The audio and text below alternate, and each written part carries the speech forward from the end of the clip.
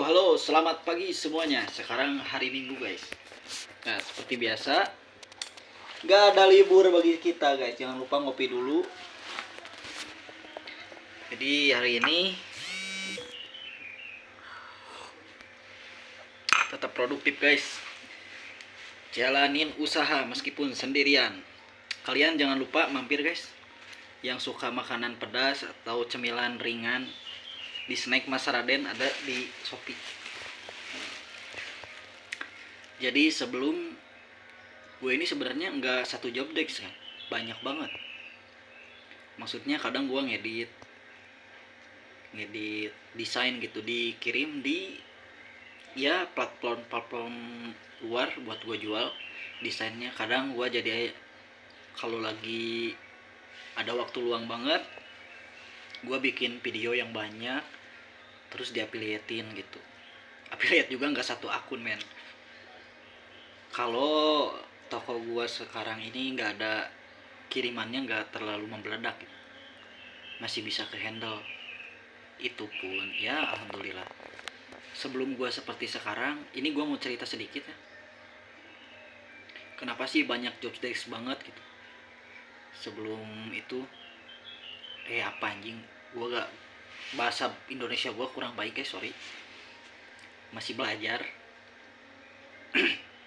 Jadi apa namanya, sebelum gue seperti ini, kerja ini itu, usaha ini itu, gila-gilaan, bukan gila dunia, guys. 9 tahun yang lalu pas gue masih umur belasan, sekarang gue umur 21 tahunan ya. Pas masih belasan, gue pernah denger orang-orang dewasa yang nongkrong ngomong gini, satu sama lain lah, biasa tongkrongan laki-laki. Waktu itu kan gue itu suka di luar gitu, kadang di mana main atau apa. Jadi di nongkrong gue itu sama, nggak seumuran sama senior gini. Mereka ngomong gini, laki-laki itu diciptain di dunia ini menjadi leader, menjadi kapten, menjadi penunjuk arah. Kalau lu goblok gak bisa apa-apa, seumur hidup lu bakalan jadi benalu buat keluarga lu yang bakal nyusahin terus menerus. Misalkan kerja aja gak mau, disuruh jualan bilangnya malu, usaha gak mau, jadi gak ada kemauan, pengennya gampang. Yang ada bakalan stuck. Kurang lebih seperti itulah. Nah dari situ, entah gua dewasa atau belum, gue gak ngerti arti kedewasaan itu seperti apa. Karena dewasa itu bukan dipandang dari umur. Cuma dari situ gue mikir, waktu itu kan gue disebut nakal, ya nakal pada umumnya anak-anak gitu kan. Gue mikir gini, kalau gue terus kayak gini nanti gimana di depan. Gue udah mikirin pekerjaan, men. Yang katanya mereka kan bilang, ketika kita, dari kalian juga pasti banyak lah, ketika masih sekolah SMP atau SMK, nanti kalau udah lulus sekolah gue bakalan kerja, bakalan dapat pekerjaan enak, sukses, bangun rumah. Ini pasti punya persepsi atau ekspektasi seperti itu kan. Pas waktu sekolah gue juga sama. Cuma pas muncul kata-kata itu, jadi dewasa katanya gak enak, pas denger ucapan ini itu keluhan orang-orang dewasa, gue mikir kayaknya gak semudah itu deh, gak semudah apa yang gue pikirin. Seperti mencari pekerjaan itu bakalan mudah, seperti menjadi bos itu mudah. Ternyata emang bener, guys, gak semudah itu. Nah waktu zaman gue SMK kan gue COVID nih. COVID dari kelas 1 semester 2 sampai kelas 3 SMK, pulang ke sekolah di rumah.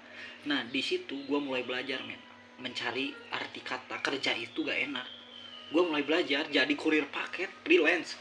Waktu itu sampai gua ngirim ke sekolah nyamar, cok, di masker segini, pakai helm full face, karena saking gak mau ketahuannya bahwa gua itu bekerja. Gua masih mampu waktu itu, bukan karena bekerja, bukan karena ini itu. Bahkan ibu gua juga sama bapak ngelarang, gak boleh dulu kerja, lu masih sekolah gini gitu, nanti gimana. Tapi gua maksa, gua pengen kerja karena gua mencari jati diri gua dari SMK. Waktu itu gua belajar, oh rupanya cari duit itu begini, oh ternyata yang dirasain orang tua itu begini. Jadi guys, kritik ataupun sebuah saran tentang uang itu emang benar-benar berharga banget. Kenapa bisa berharga? Pas gua ngerasain pertama kali first time bekerja dari pagi sampai jam 5 sore, cari-cari alamat orang gitu satu-satu. Wah, ternyata pekerjaan itu seperti ini. Oh benar, kenapa banyak orang-orang dewasa, rata-rata mereka yang masih tersimpan jiwa masa kecilnya mengeluh seperti ini. Dewasa itu gak enak. Ternyata di dunia pekerjaan itu rasanya lu pengen nangis tiap hari kalau lu gak bisa apa-apa. Oh ternyata seperti ini men. Di situ gue sadar, gue mulai menghargai setiap rupiah yang gue keluarkan, gue mulai menghargai setiap uang yang gue punya. Dan di situ gue juga, pemikiran gue juga sedikit-sedikit berubah gitu. Karena waktu itu kan pas Covid benar-benar krisis ekonomi itu di depan mata. Mulai dari bahan pangan, beras, banyaknya orang di PHK. Kan dari situ gue mikir, aduh gue kalau keluar nanti gimana gitu, gue bangun usaha atau gimana. Wah dari situ benar-benar sampai diuji. Pas beres sekolah, ke ekonomi mulai memburuk, diuji sampai sekarang gitu. Gue harus pisah sama orang tua gue karena keadaan tidak memungkinkan, dan di sini gue harus menghandle adik-adik gue. Gimana caranya gue menjadi kakak yang baik? Gimana caranya menjadi kakak yang bertanggung jawab?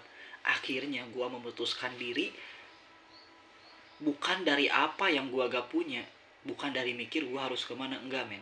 Tapi gue mikir apa yang gue bisa sekarang, apa yang saya bisa sekarang, yang bisa saya lakukan, yang saya benar-benar bisa banget, passion saya, gimana caranya itu harus hasilin uang. Dari situ gue belajar buat jadi affiliate. Gue belajar, asalnya kan gue bekerja, kehitung banget guys. Pengalaman bekerja gue cuma 3 kali, jadi kurir, di gudang, jadi notaris. 4 kali sama jadi kreator, udah. Baru 4 kali gue bekerja seperti itu, gak pernah kerja apa-apa lagi. Dan dari situ gue belajar, oh lebih baik kalau gue jadi kreator orang bisa, kenapa gak bikin sendiri. Dari situ gue mulai mikir men, kalau gue membantu jualan orang, kenapa bukan gue yang jualan sendiri. Dari situ, meskipun emang belum besar, perusahaan gue sendiri belum besar, seenggaknya gue bosnya gitu kan. Dari situ gue belajar terus, belajar. Gue gak peduli omongan orang lain, gue gak peduli orang lain mau bilang ini, mau bilang itu. Gue gak peduli orang tua gue masih banyak utang, gue bakalan lunasin. Gue janji ya ke diri gue sendiri, gue bakalan lunasin, gue bakalan kaya, bahkan lebih dari sekarang. Dari situ gue belajar terus menerus menempa diri gue gitu kan, sekeras mungkin supaya mental gue kuat, diri gue lebih tangguh. Dah terciptalah guys sebuah snack Mas Raden, sebuah affiliate, akun affiliate. Nah guys, gue mau kasih rahasia gede banget nih. Kalau kalian rata-rata kan di dunia affiliate ya, orang-orang selalu bilang kena PL lah, kena ini itu. Sebenarnya yang paling ngaruh banget, lu kena pelanggaran satu, musik. Lu harus sortir dulu musiknya yang mana gitu, supaya lu gak kena pelanggaran. Kadang kata-kata atau sekarang aturan baru nerapin harga itu gak boleh. Itu rahasia besar affiliate gue. Alhamdulillah 3 tahun gue jalan affiliate gak pernah ada pelanggaran. 3 tahun yang 2 tahunnya gak terlalu difokusin gitu. Nah yang sekarang baru beberapa bulan difokusin. Gue paham men, pelanggaran itu tercipta karena apa? Semuanya gue telusurin, dan rata-rata orang itu gak mau membaca, gak mau literasi. Nah jadi ini gue kasih tahu aja nih, rahasia affiliate itu. Pertama di musik, kalian di musik harus sortir dulu musik yang baik, yang mana gitu, yang cocok sama keranjang kuning di TikTok. Kalau di Shopee bebas, bahkan curi konten orang juga ada kan, yang suka curi konten orang di Shopee gak kena pelanggaran, malah dia lebih besar gajinya daripada si kreator pembuatnya. Karena nah yang ketiga, kata-kata men, kata-kata harus dijaga. Gak boleh nerapin harga misalkan nih harga bajunya 59.000, lu nerapin harga ini 50-an, kadang itu bisa kena pelanggaran. Di situ affiliate itu 3 hal affiliate mah, musik, kata-kata, harga, itu gak boleh. Ya gue bingung mau ngomong apa lagi. Gue sekarang mau lanjut packing sekalian urus kiriman hari ini. Semoga dari kalian ada yang suka gitu nonton konten gue, meskipun bahasa pembicaraannya kurang baik gitu. Bukan kurang baik, tapi gue gak bisa ngomong, belum bisa ngomong, bukan gak bisa, masih kayak gini, gak gigu a i u e o. Semoga kedepannya gue menjadi pengen gitu jadi inspirasi banyak orang. Gue nggak tahu sih akan seperti apa, intinya gue mencoba dari memulai lebih dulu di antara banyak orang lain yang tidak mau memulai. Gue memilih untuk memulai, jadi seperti itulah.